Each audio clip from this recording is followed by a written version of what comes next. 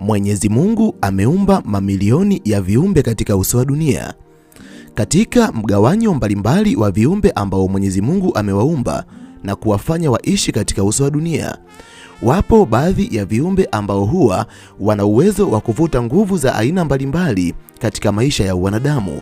Kuna viumbe ambao wakionekana kwenye makazi yako wanaweza kuvuta laana, mikosi, umaskini pamoja na bahati mbaya.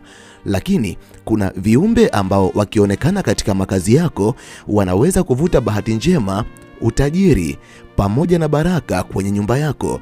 Na hao ni viumbe ambao wanapoonekana kwenye nyumba yako hautakiwi kuwaua, kwani kitendo cha kuwaua viumbe hao ni kama unazikataa bahati njema, bahati na baraka za Mwenyezi Mungu ambazo zinatakiwa kuja kwenye nyumba yako. Kwa sababu natamani nawe uwe moja kati ya binadamu ambao hawatarudia kufanya kosa la kuwaua viumbe ambao wangeweza kuvuta bahati njema, utajiri na baraka kwenye nyumba yako.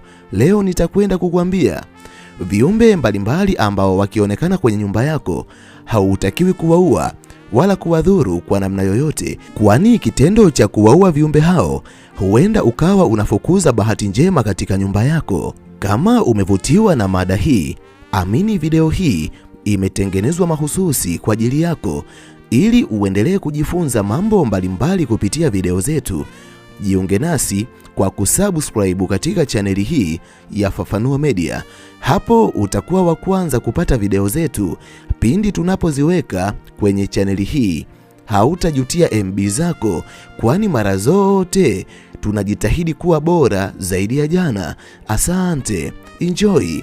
Wafuatao ni viumbe ambao hautakiwi kuwaua pindi utakapowaona kwenye makazi yako, kwani ni viumbe ambao wanavuta bahati njema, utajiri na baraka kwenye nyumba yako. Namba 1, ladybug au mdudu mwenye madoa mekundu.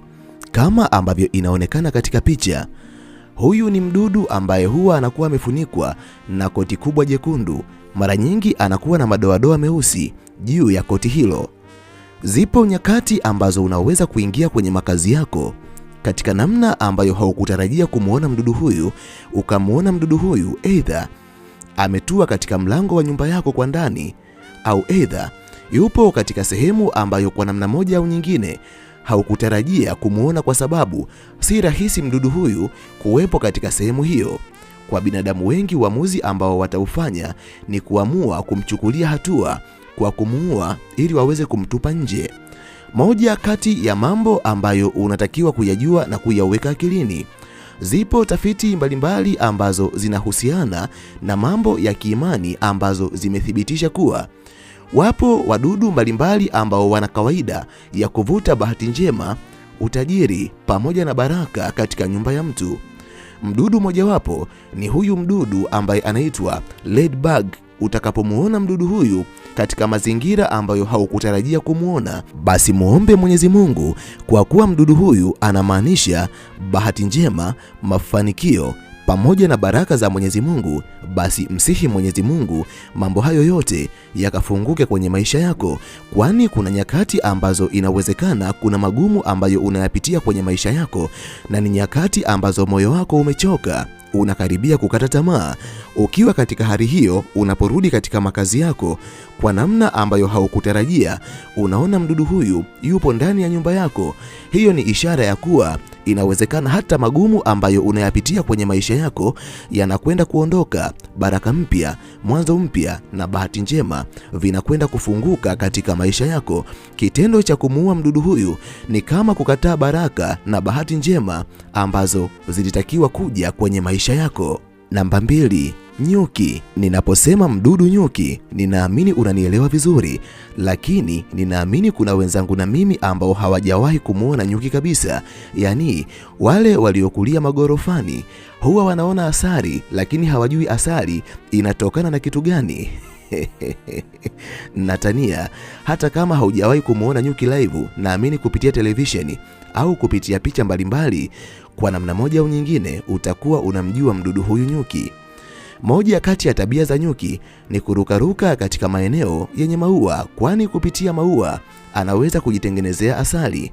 Moja kati ya mambo ambayo unatakiwa kuyajua na kuyaweka akilini, pamoja na kuwa nyuki anaweza kumng'ata mwanadamu kwa ajili ya kujilinda, lakini nyuki huwa ni ishara ya utajiri na mafanikio katika maisha ya mwanadamu. Unapoingia kwenye makazi yako ukamuona nyuki ametua katika eneo ambalo haukuwa unalitarajia, huenda umeifunga nyumba yako kila mahali, lakini ulipofungua mlango na kuingia kwenye makazi yako ukamuona nyuki ametua katika sehemu ambayo ilikupa maswali: amewezaje kuingia kwenye makazi yako? Ni kwa nini ametua katika sehemu hiyo? Moja kati ya mambo ambayo unatakiwa kuyajua na kuyaweka akilini, utakapomuona nyuki ametua katika sehemu ambayo haukuwa ukitarajia kama anaweza kutua, badala ya kumzuru, unatakiwa kutambua kuwa nyuki anamaanisha utajiri, bidii, baraka na mafanikio, na hii yote ni kutokana na uzalishaji wa asili ambao nyuki huwa anaufanya katika maisha yake. Kama ilivyo tafsiri ambayo imetengenezwa na maisha ya nyuki, ndivyo tafsiri ilivyo katika ulimwengu wa kiroho kwenye maisha ya mwanadamu. Nyuki atakapoonekana kwenye makazi yako, kama wewe ni moja kati ya wanadamu ambao wanapitia magumu, basi kuna uwezekano magumu ambayo unayapitia yanakwenda kuondoka. Mitihani mbalimbali ya maisha ambayo inahusiana na uchumi itakwenda kuondoka muda si mrefu. Muombe Mwenyezi Mungu ili akufungulie njia ya mafanikio haraka pindi utakapoweza kumuona nyuki ndani ya makazi yako. Namba 3, kipepeo. Unajua mdudu kipepeo ni mdudu ambaye anapendwa na binadamu wengi. Kipepeo anamaanisha urembo, na ndio maana hata katika makampuni mbalimbali ambayo yanajihusisha na masuala ya urembo na utanashati wanapenda kumtumia kipepeo katika logo zao. Kipepeo ni moja kati ya viumbe ambao huongeza uzuri wa mazingira. Hata katika bustani ya maua, vipepeo wanapokuwepo katika maeneo hayo hufanya bustani hiyo ionekane nadhifu na ya kuvutia zaidi. Moja kati ya mambo ambayo unatakiwa kuyajua na kuyaweka akilini, kipepeo ni moja kati ya viumbe wenye maana kubwa wanapokuwa katika nyumba yako.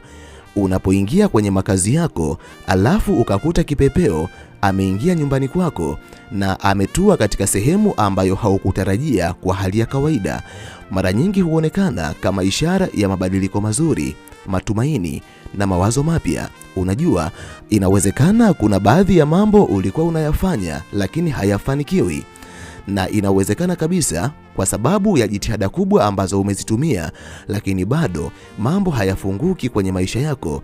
Labda moyo wako ulikuwa unakaribia kukata tamaa. Ukiwa katika hali hiyo, unapoingia kwenye nyumba yako ukamwona kipepeo, katika ulimwengu wa kiroho, kipepeo anakupa ujumbe: hautakiwi kukata tamaa. Ni tumaini jipya ambalo linamaanisha kuna mwanzo mpya unakuja kwenye maisha yako, na bila shaka ni mwanzo utakaoleta tabasamu na furaha katika maisha yako. Kuna mabadiliko ambayo unakwenda kuyapitia kwenye maisha yako. Utakapomuona mdudu huyu, tafadhali badala ya kumzuru, mshukuru Mwenyezi Mungu, kwa sababu Mwenyezi Mungu anakwenda kukupitisha kwenye mabadiliko chanya, mabadiliko ambayo yana matumaini na furaha ndani yake. Namba 4, kereng'ende. Kereng'ende ni wadudu ambao wanapenda kuruka kwa pamoja. Mara nyingi nyakati ambazo mvua inakaribia kunyesha, huwa wanaonekana kwa makundi wakiruka katika maeneo mbalimbali kwa ajili ya kufurahia maisha yao. Moja kati ya mambo ambayo unatakiwa kuyajua na kuyaweka akilini, kereng'ende ni moja kati ya wadudu ambao huwa ni nadra sana kuingia kwenye makazi ya watu. Kwa nini? Wadudu ambao wanapenda kufurahia maisha yao wakiwa nje, sehemu yenye uwazi, ili wafurahie uhuru wao. Lakini unapoingia ndani ya nyumba yako ukamkuta mdudu kereng'ende ametua ndani ya nyumba yako, hautakiwi kumzuru, kwa sababu hawa ni wadudu ambao hawawezi kukudhuru kwa namna moja au nyingine. Katika tamaduni mbalimbali, kereng'ende huashiria mafanikio, nguvu na mabadiliko chanya. Kama wewe ni moja kati ya wanadamu ambao walikuwa wanahisi nguvu zao, yani energy zao zinaisha katika kutimiza malengo fulani ambayo wanayo kwenye maisha yao, Utakapomwona mdudu huyu, ujue mdudu huyu anakutia moyo uendelee kuwa na nguvu, kwa sababu jambo ambalo unatakiwa kulitimiza linahitaji nguvu ya kweli. Lakini pia ni mdudu ambaye anamaanisha mafanikio. Inawezekana jambo ambalo unalifanya limechukua muda mrefu na unakaribia kukata tamaa. Pindi utakapoingia kwenye makazi yako ukamkuta mdudu kereng'ende, tafadhali muombe Mwenyezi Mungu ili mafanikio yawahi kuja kwenye maisha yako. Lakini ikiwa kuna mabadiliko ambayo unatakiwa kuyapitia kwenye maisha yako, basi yakawe mabadiliko chanya, na maanisha ukatoke kwenye hali ngumu ambayo unapitia ukaende katika hali nzuri ambayo unatamani kuipitia kwenye maisha yako. Namba 5, vunja chungu. Wengi hupenda kumuita mdudu anayesali kwa sababu unapomuona mara nyingi mikono yake ya mbele anakuwa ameikutanisha pamoja, yani kana kwamba anafanya ibada.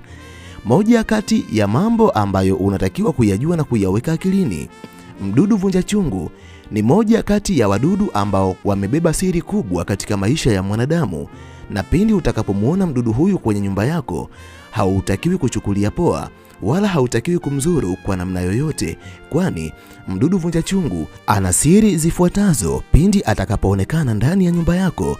Kwanza kabisa, huwa anakupa onyo kuhusiana na mabadiliko ambayo yanakuja. Utakapomuona mdudu huyu kwenye makazi yako, basi ujue huenda kuna mabadiliko fulani ambayo unakwenda kuyapitia katika maisha yako, lakini huwa ni tahadhari ya kuwa makini katika maamuzi ambayo unayafanya. Inawezekana upo katikati ya maamuzi fulani ambayo yanaweza kuathiri maisha yako katika upande chanya au upande hasi. Utakapomuona mdudu huyu, unatakiwa kuwa makini, kwa sababu huenda maamuzi ambayo unataka kuyachukua kwenye maisha yako si maamuzi sahihi. Ni maamuzi ambayo hayatoleta mafanikio, bali yatakupeleka katika anguko la kiuchumi. Lakini pia mdudu huyu anapoonekana kwenye mazingira yako, huwa anakupa ukumbusho wa kuweka mazingira safi katika makazi yako. Inawezekana mazingira ya makazi yako ni machafu, na kwa sababu mazingira ya makazi yako ni machafu, basi makazi yako yatakuwa yanatawaliwa na negative energy.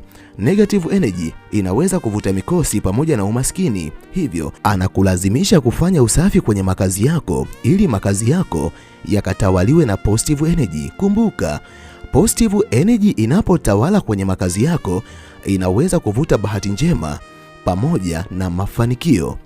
Lakini mdudu huyu unapomuona kwenye makazi yako ni ishara ya ulinzi wa kiroho. Katika baadhi ya tamaduni huaminika kuwa kuonekana kwake kunaweza kuashiria ulinzi wa kiroho dhidi ya nguvu mbaya. Lakini jambo jingine, mdudu huyu atakapoonekana kwenye makazi yako ni dalili ya bahati au wageni ambao wanatarajia kuja katika makazi yako. Ndiyo maana pindi utakapomuona mdudu huyu kwenye makazi yako, badala ya kumzuru, wewe muombe Mwenyezi Mungu kama ni wageni, basi waje wageni wema kwenye makazi yako, lakini kama ni bahati, ije bahati njema kwenye makazi yako. Namba 6, cricket. Kwa lugha nyingine watu hupenda kusema nyenze. Sijajua kwa kabila lenu huwa mnamhitaji cricket. Cricket ni mmoja kati ya wadudu ambao huwa wanapiga kelele sana nyakati za usiku. Mara nyingi huwa wanatunisha mabawa yao huku wakipiga kelele, na milio yao mara nyingi huwa inakuwa ni milio ambayo inaweza kuwakera baadhi ya watu ikiwa mdudu huyu ataanza kupiga kelele akiwa katika makazi yako. Moja kati ya mambo ambayo unatakiwa kuyajua na kuyaweka akilini, pindi mdudu huyu atakapoonekana kwenye makazi yako, huwa ni ishara njema, kwa sababu ni ishara ya bahati njema na ustawi ambao umekaribia kwenye makazi yako. Inawezekana katika nyumba yako kuna magumu fulani ambayo unayapitia. Atakapoonekana mdudu huyu ambaye mara nyingi huwa anaishi kwenye mashimo, na giza linapotanda kwenye uso wa dunia, huwa anaweza kutoka na kusimama pembezoni mwa shimo lake, alafu anaanza kupiga kelele huku mbawa zake akiwa amezivimbisha. Mara nyingi mdudu huyu anamaanisha kuna mambo mazuri yanakuja kwenye maisha yako ambayo yatatokana na bahati njema au baraka za Mwenyezi Mungu. Utakapomuona kwenye makazi yako, basi mshukuru Mwenyezi Mungu na muombe Mwenyezi Mungu ili mafanikio hayo yaweze kuwahi kufunguka kwenye makazi yako. Mimi kwa leo naomba niishie hapa. Ninahitimisha nikiamini lipo jambo kubwa ambalo umejifunza kupitia video hii. Nikutakie wakati mwema, tukutane tena katika video ijayo. Asante, bye.